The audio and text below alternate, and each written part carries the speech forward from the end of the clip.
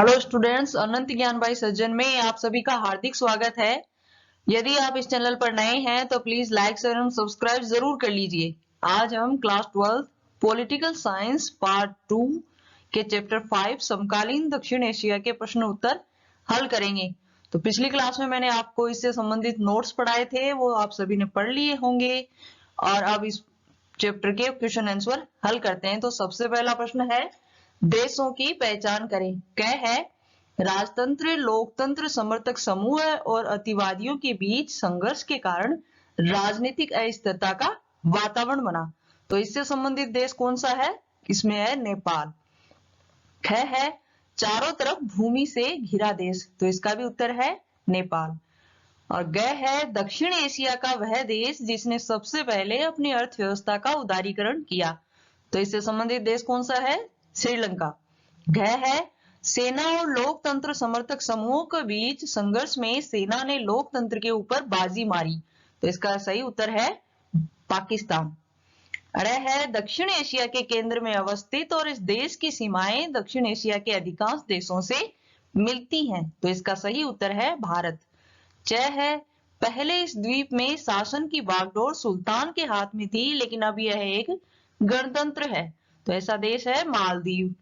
6 है ग्रामीण क्षेत्रों में छोटी बचत और सहकारी क्षेत्र की व्यवस्था के कारण इस देश को गरीबी कम करने में मदद मिली है। तो इससे संबंधित देश है बांग्लादेश। यह है एक हिमालयी देश जहां संवैधानिक राजतंत्र है। यह देश भी हर तरफ से भूमि से घिरा है। तो इससे संबंधित देश है भूटान।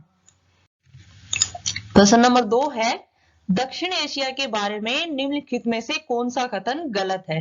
क्या है दक्षिण एशिया में सिर्फ एक तरह की राजनीतिक प्रणाली चलती है। ख है बांग्लादेश और भारत ने नदी जल की हिस्सेदारी के बारे में एक समझौते पर हस्ताक्षर किए हैं। ग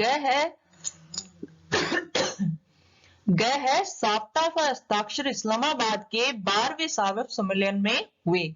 ग है दक्षिण एशिया की राजनीति में चीन और संयुक्त राज्य अमेरिका महत्वपूर्ण भूमिका निभाते हैं।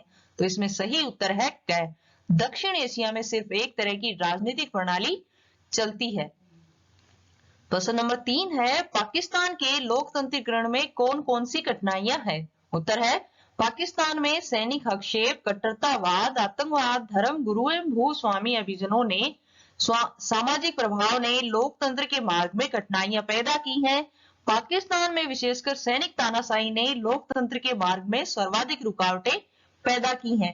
पाकिस्तान और भारत के कड़वाहट भरे संबंधों की आड़ में पाकिस्तानी सेना ने सदैव पाकिस्तान में अपना दबदबा बनाए रखा तथा किसी भी निर्वाचित सरकार को ठीक ढंग से काम नहीं करने दिया। प्रश्न नंबर 4 है, नेपाल के लोग अपने देश में लोकतंत्र को बहाल करने में कैसे सफल हुए? तो इसका उत्तर है नेपाल के लोगों द्वारा अपने देश में लोकतंत्र को बहाल करने के तरीके हैं। पहला है, प्रारंभ में नेपाल में संवैधानिक राजतंत्र था। इस दौर में भी राजनीतिक दल और आम जनता स्वतंत्र और उत्तरदायी शासन की आवाज उठाती रही। दूसरा है, लोकतांत्रिक आंदोलनों के फलस्वरूप 1990 में नए लोकतांत्रिक संविधान की मांग को राजा को स्वीकार करना पड़ा, परंतु केवल यह 2002 तक ही चला। तीसरा है, अप्रैल 2006 में देश स्तर पर लोकतंत्र समर्थकों ने भीषण आंदोलन किया। फलस्वरूप राजा ज्ञानेंद्र ने विवश होकर संसद को बहाल किया। चौथा है, नेपाल में लोकतंत्र अभी अपने पूर्ण स्वरूप में कार्य नहीं कर रहा है। वहां संविधान सभा के गठन की दिशा में कदम उठाए जा रहे हैं। यह संविधान सभा नेपाल का संविधान लिखेगी। कुछ लोगों का कहना है कि अलंकारिक अर्थों में राजा का पद कायम रखना जरूरी है। प्रश्न नंबर 5 है, श्रीलंका ने जातीय संघर्ष में किसकी भूमिका प्रमुख है? उत्तर है श्रीलंका के जातीय संघर्ष में भूमिका निम्न लोगों की महत्वपूर्ण है। पहला है, श्रीलंका के जातीय संघर्ष में उन लोगों की महत्वपूर्ण भूमिका है जिसकी मांग है कि श्रीलंका को एक क्षेत्र को अलग राष्ट्र बनाया जाए। दूसरा है, श्रीलंका की राजनीति पर बहुसंख्यक सिंहली समुदाय के हितों का नेतृत्व करने वालों का बोलबाला था। ये लोग भारत से आई तमिल आबादी के खिलाफ थे। वे तमिल लोगों की उपेक्षा करते हैं। फलस्वरूप तमिल राष्ट्रवाद की आवाज बुलंद हो गई। तीसरा है, उग्र तमिल संगठन लिट्टे का निर्माण हुआ जो श्रीलंकाई सेना के साथ संघर्ष कर रही है। प्रश्न नंबर 6 है भारत और पाकिस्तान के बीच हाल ही में क्या समझौते हुए हैं? उत्तर है पहला 2004 में श्रीनगर मुजफ्फराबाद के बीच बस सेवा की शुरुआत पर दोनों देशों में सहमति बनी। दूसरा है भारत पाक ने परस्पर आर्थिक समझौते किए हैं। तीसरा है भारत पाक ने साहित्य, कला, संस्कृति तथा खिलाड़ियों को वीजा देने के लिए आपस में समझौता किया है। चौथा है भारत पाक को युद्ध को कम करने के लिए परस्पर विश्वास बहाली के उपायों पर सहमत हुए हैं। पांचवा है जुलाई 2015 में रूस के शहर उफ में दोनों देशों के प्रधानमंत्रियों के बीच बातचीत हुई तथा दोनों नेताओं ने मुंबई हमले के मुकदमे में तेजी और आरोपियों की आवाजों के नमूने सौंपने पर सहमति बनी। छठा है इसी बैठक में जुलाई 2015 में आतंकवाद के दोनों देशों के एनएसए की मुलाकात, बीएसएफ रेंजर, डीजी तथा डीजीएमओ संवाद पर सहमति बनी। सातवां है इसी बैठक में दोनों देशों ने धार्मिक पर्यटन को बढ़ावा देने पर सहमति व्यक्त की। क्वेश्चन नंबर 7 है ऐसे दो मसलों के नाम बताएं जिन पर भारत बांग्लादेश के बीच आपसी सहयोग है और इसी तरह दो ऐसे मसलों के नाम बताएं जिन पर असहमति है। इसका उत्तर है पहला है सहयोग के मुद्दे, जिसमें कह है भारत बांग्लादेश ने दिसंबर 1996 में फरक्का गंगा जल बंटवारे पर समझौता किया।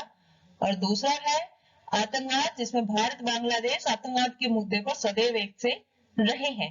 दूसरा है असहयोग के मुद्दे, जिसमें कह है चकमा शरणार्थी। भारत बांग्लादेश के बीच असहयोग का एक मुद्दा चकमा शरणार्थी है भारत विरोधी गतिविधियां। बांग्लादेश में समय समय पर भारत विरोधी गतिविधियां होती रहती हैं। क्वेश्चन नंबर 8 है दक्षिण एशिया में द्विपक्षीय संबंधों को बाहरी शक्तियां कैसे प्रभावित करती हैं? उत्तर है दक्षिण एशिया में द्विपक्षीय संबंधों पर बाहरी शक्तियों का प्रभाव। पहला है चीन और संयुक्त राज्य अमेरिका दक्षिण एशिया की राजनीति में अहम भूमिका निभाते हैं और द्विपक्षीय संबंधों को प्रभावित करते हैं। दूसरा है पिछले 10 वर्षों में भारत और चीन के संबंध बेहतर हुए हैं, परंतु चीन की रणनीति साझेदारी पाकिस्तान के साथ है और यह भारत चीन संबंधों में एक बड़ी कठिनाई है।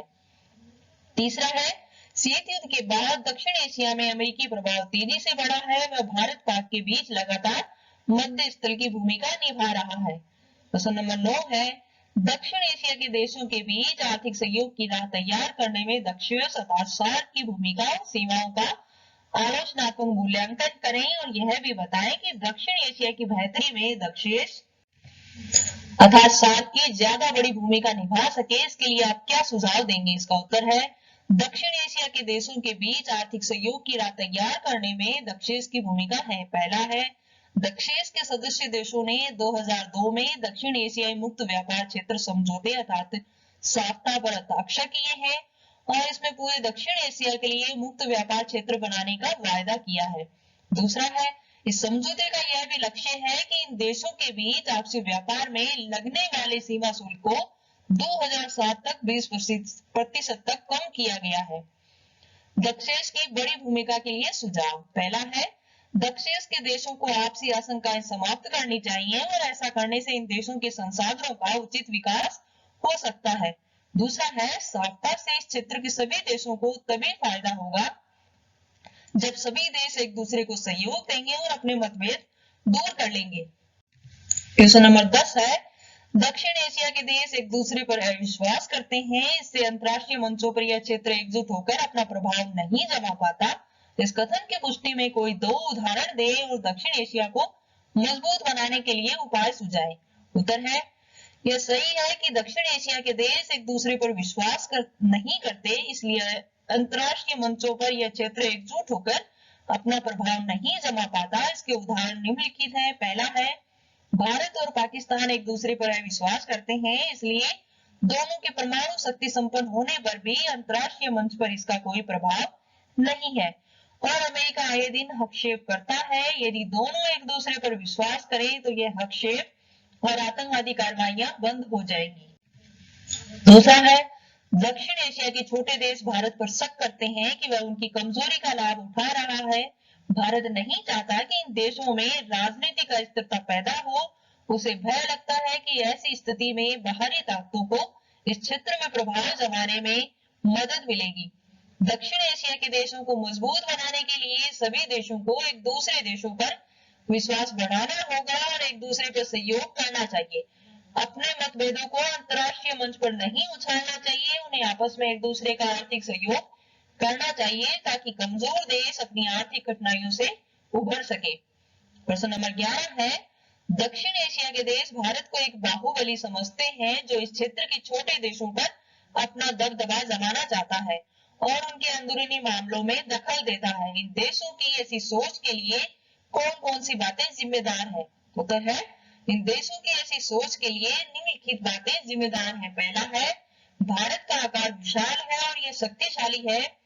ऐसे में अपेक्षाकृत छोटे देशों का भारत के इरादों को लेकर संकालु सोच बनाना उचित है। दूसरा है, भारत सरकार प्राय अनुभव करती है कि उसके पड़ोसी देश उसका गलत लाभ उठा रहे हैं। भारत नहीं चाहता कि इन देशों में राजनीतिक अस्थिरता उत्पन्न हो। तीसरा है, भारत को इस बात का डर रहता है कि भारत के हस्तक्षेप करने से भारी शक्तियों को इस क्षेत्र में प्रभाव जमाने का अवसर मिल जाएगा। चौथा है, छोटे देशों को यह आभास रहता है कि भारत दक्षिण एशिया में अपना प्रभुत्व स्थापित करना चाहता है। और इसी के साथ आपके क्वेश्चन आंसर यही समाप्त होते हैं और इस वीडियो को देखने के लिए आपका बहुत बहुत धन्यवाद। अगली क्लास का इंतजार करते रहिए, तब तक के लिए अलविदा।